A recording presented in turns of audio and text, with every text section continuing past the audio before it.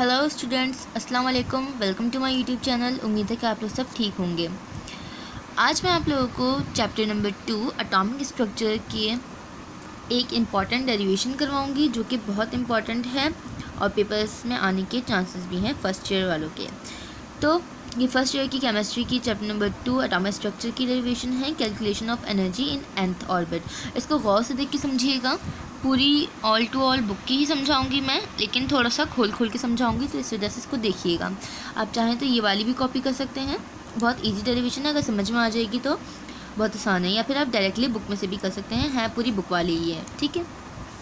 इसमें बोल क्या है, सबसे पहले आपको पता है डेरिवेशन लिखने से पहले स्टेटमेंट ज़रूर देते हैं, तो मैंने हेडिंग्स भी डाली हुई हैं, ठीक है। स्टेटमेंट में क्या लिखा है मैंने, इन एनी ऑर्बिट, बुक वाली ही है, स्टेटमेंट पूरी है। In any orbit of an atom the total energy of electron is the sum of potential energy and kinetic energy.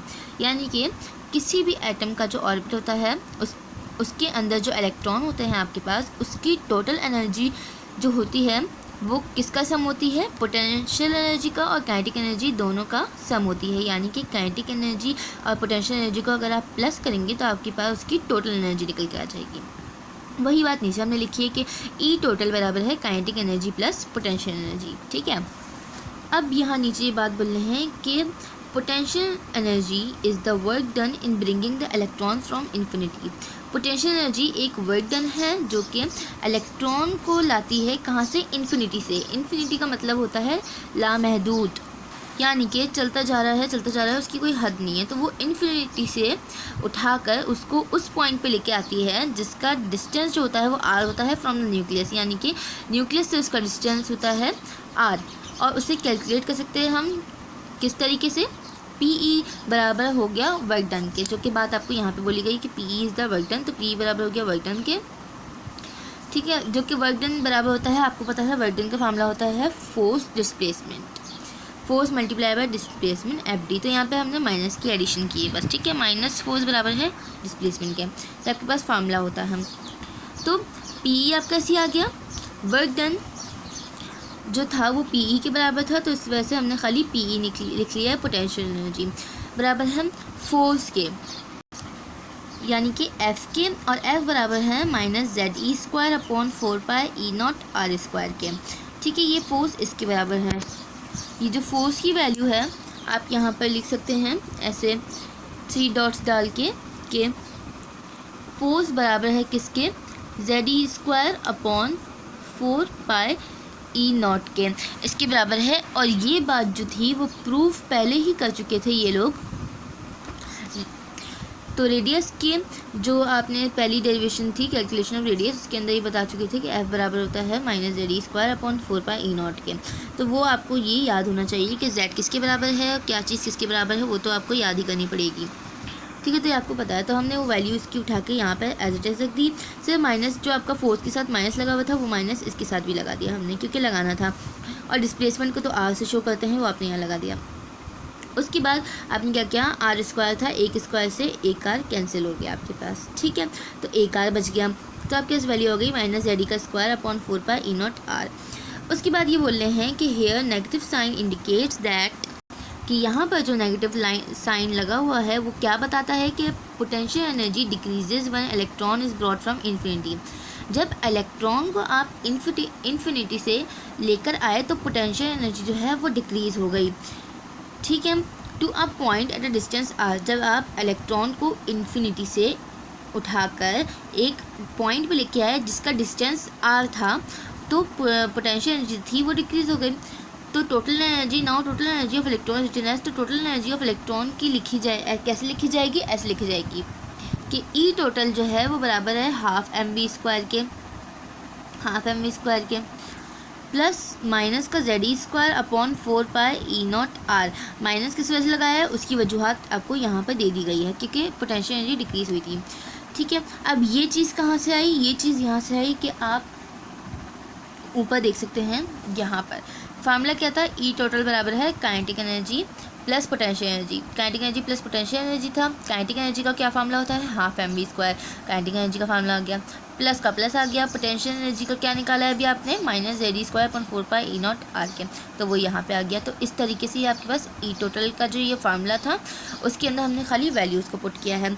ठीक है, अब आगे चलते हैं। अब यहाँ पर ये क्या बोल रहे हैं कि E बराबर है हाफ एम वी स्क्वायर। क्या किया था, बीच में जो प्लस का साइन था और यहाँ पे माइनस का साइन था, तो प्लस माइनस हमने प्लस माइनस को मल्टीप्लाई किया तो माइनस बाहर आ गया, प्लस माइनस क्योंकि माइनस होता है। ठीक है, तो E बराबर हो गया half M V square minus Z square upon 4 pi E naught के, और इसको हमने क्वेश्चन नंबर 1 का नाम दिया है। क्यों नाम दिया है, अब ये आगे चल के पता चलेगा। The value of M V square is, जो एम वी स्क्वायर की वैल्यू है हमारे पास वो है एम बी स्क्वायर बराबर है Z square upon 4 pi E naught R. ये आपके पास वैल्यू है किसकी, एम बी स्क्वायर की। ये वाला जो स्टेप है वो बुक में मेंशन नहीं है, ये मेरा अपने पास से किया है मैंने इसको, ठीक है, ताकि आपको समझ में आए। तो अब एम बी स्क्वायर की वैल्यू को क्या लिखा है, putting the value in equation number 1। M B square की वैल्यू को अब हम इक्वेशन नंबर 1 के अंदर डालेंगे यहाँ पर। तो हाफ हमने बाहर निकाल लिया, एम बी स्क्वायर की वैल्यू उसकी जगह पर आ गई, एम बी स्क्वायर कैंसिल हो गया, माइनस का Z square upon 4 pi E naught R हो गया ये। ठीक है, हमने हाफ को बाहर निकाल के और दोनों वैल्यूज़ को रख ली। अब दोनों वैल्यूज़ सेम है तो हमने क्या किया, दोनों को मल्टीप्लाई कर दिया। तो ये माइनस जो था, जो दोनों वैल्यूज़ जो सेम है वो तो एक जगह आएंगी, बेस सेम पावर ऐड हो गई। ठीक है, बेसिस सेम हो गई थी इनकी, तो हमने इनको एक बार लिखा, एक बार लिख लिया। अब बचा हाफ। अब इस हाफ का क्या किया हमने, इधर ये 1 जो है वो ऊपर वाले से मल्टीप्लाई कर दिया, 2 जो है नीचे वाले से।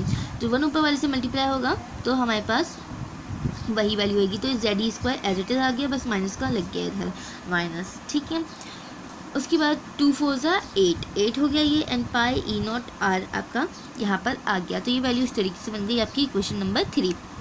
उसके बाद अब क्या करेंगे, यहाँ नीचे वैल्यू ऑफ आर इज़, इसके अंदर हमको आर की वैल्यू रखनी है, तो हमने लिखा value of are.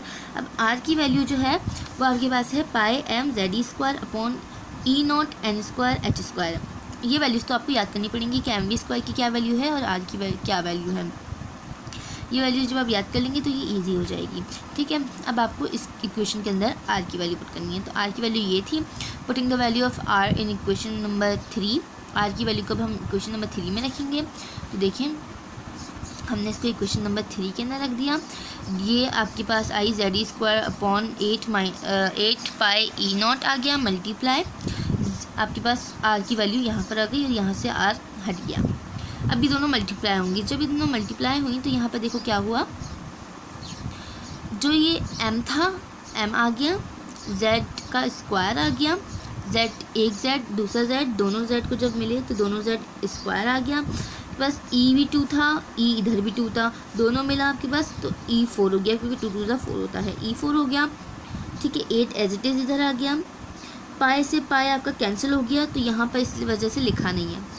E not का स्क्वायर क्योंकि 2 थे तो ई नॉट का स्क्वायर आ गया, एन स्क्वायर एच स्क्वायर एक थे तो हमने ये लिख दिया। तो इस तरीके से आपकी क्वेश्चन नंबर 4 बन गई। अब आगे चलते हैं। उसके बाद इधर इन्होंने बोला है कि बट हाइड्रोजन एटम Z बराबर है 1 के, थस हाइड्रोजन एटम का जो एटॉमिक मास होता है 1 होता है। तो इस वजह से क्या किया कि Z को हटा दिया, यहाँ पे Z की जगह इधर 1 लिख दिया और माइनस का Me4 हो गया ये upon 8 E naught square H square और एन स्क्वायर यहाँ पर इसके साथ अलग से आ गया। अलग करने का क्या मकसद था, इसको अलग हमने एन स्क्वायर को इस वजह से किया है क्योंकि minus Me4 upon 8 E naught square N H square जो है वो बन रहा था के बराबर, तो हमने इस वजह से एन स्क्वायर को अलग कर दिया और माइनस का के कांस्टेंट लगा दिया। तो आपके पास जो वैल्यू बनी वो बनी ई बराबर है माइनस के 1/n स्क्वायर, जो कि आपने ब्रैकेट में लिखा है।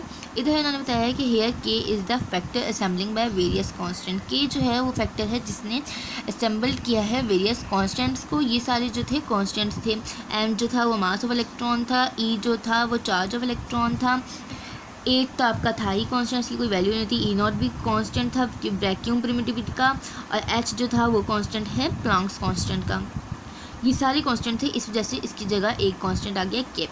ठीक है, इट्स वैल्यू इज़, के की क्या वैल्यू है 2.18 मल्टीप्लाई बाय 10 की पावर -18 जूल पर एटम। ये इसकी वैल्यू है। मैंने आपको खोल के समझाया है, आप चाहे तो बुक का भी डायरेक्टली भी कर सकते हैं, कोई मसले की बात ही नहीं है। उम्मीद है कि आपको ये समझ calculation of energy in nth orbit समझ में आ गई होगी। अपना ख्याल रखिएगा, दुआओं में याद रखिएगा। जब तक के लिए अल्लाह हाफ़िज़, मिलते हैं इंशाल्लाह नेक्स्ट वीडियो में।